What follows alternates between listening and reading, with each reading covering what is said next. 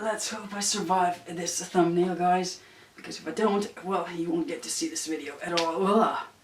Well, these are the books that I'm going to talk about today. Lucky you. Hey guys, Tina here and welcome to another video. Now this is the first video in what I hope will become a series of recommendations video here on my channel, and it's going to be all about the books that I have basically forgotten about, I do have the tendency to talk more about the books here on my channel that I have recently read, so they are fresh in my mind, and I do tend to forget about the books that I read like years back. And I do think that those deserve some attention as well, so I will sort of try to remedy that with this series. So it will be a variation of books, of genres and all that, so I think you will potentially find something for yourself in these videos. So the first series that I'm going to talk about in this video is a middle grade series of books that got me into reading, and I already mentioned it here on my channel, but why not do it again? And it's the Famous 5 series by Enid Blyton. She's a very prolific British author that wrote so much, but I only got to read 2 of her series. Well, 2 of her series were translated into Slovene, and this is one of them, and I'm just going to put it down because they're really heavy.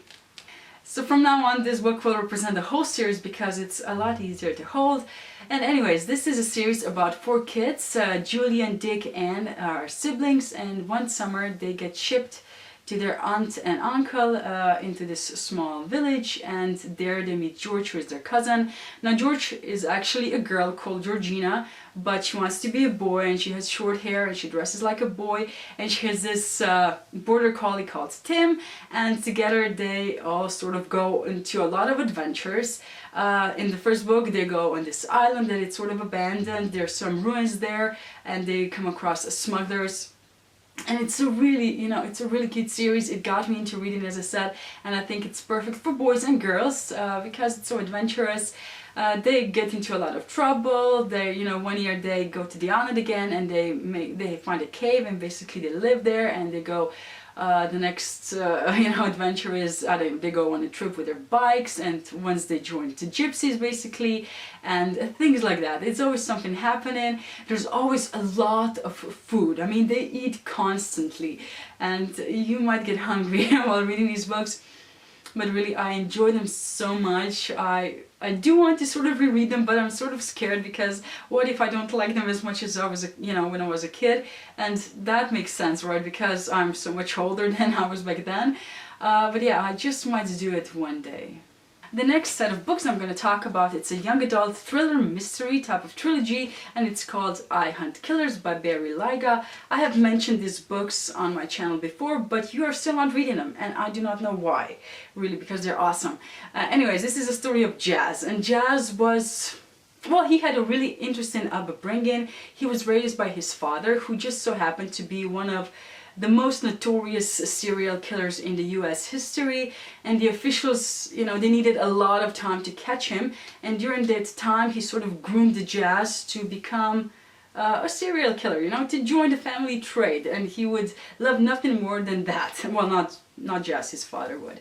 And he sort of took him along when he went on his killing sprees, and he demanded of Jazz to take care of his trophies and such. So, Jazz really knows a lot about this stuff. Anyways, once his father was captured, Jazz was then shipped to his grandmother, and he lives with her. She has dementia, so she's not really always there, and she's a racist, and she's just terrible, and he has to deal with that as well. And in the first book, murders start happening, and it's soon, he just soon realizes that whoever is murdering is copying his father's murders, and Jazz is really worried that fingers are gonna start pointing in his direction, so he is determined to solve the murders himself. So basically that's book 1. The main reason why I really love these books is the psychological aspect of it.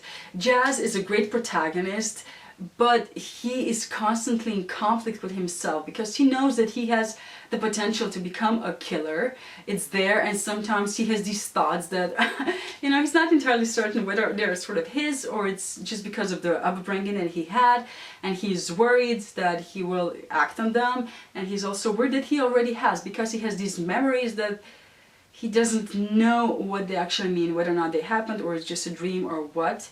So he's really conflicted. He's also, you know, he has these dark moments when, you know, he just looks at people and just, you know, sort of picks the ones that would make perfect victims.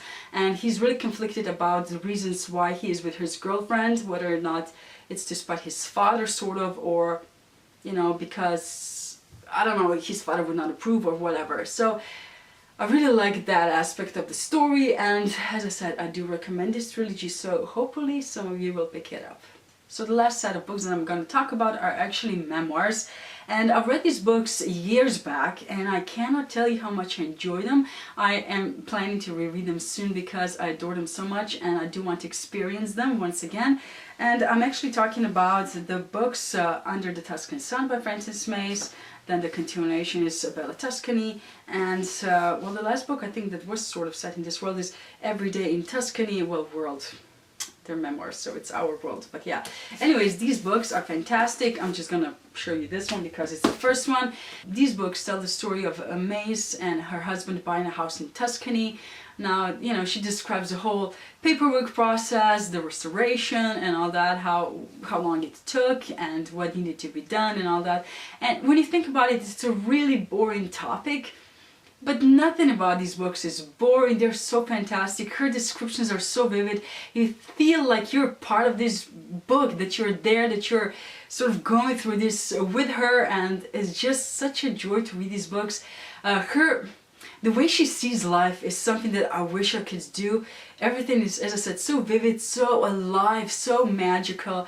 The way she describes the restoration process, the towns that they go to see, the artwork, the people and the food is just so really great. And I wish I could see life that way. Everything is so alive, you know, in everyday life, you just sort of go through life and you do not notice these details, and she does, and I really love these books for that. And yeah, I wish I had her view of life. I think that's so magical, and that is one of the reasons that I do recommend these books. Give them a try and see for yourself. There's also a movie based on these books, and Diane Lane plays in it. It's not exactly, it doesn't, you know, follow the books exactly, so even if you do watch it before you read these books, you will not get spoiled that much. But yeah, it's a really, oh, I love these books so much, and I wish she wrote more about the whole process and her life there now. And yeah, anyways, so yeah, I should stop babbling. So this is it for this video. Let me know down in the comments what you thought about it. Will you pick any of these books up? Did I intrigue you enough for you to do that? Hopefully I did. But yes, that's it, and thank you for watching this video, and see you in my next one. Bye.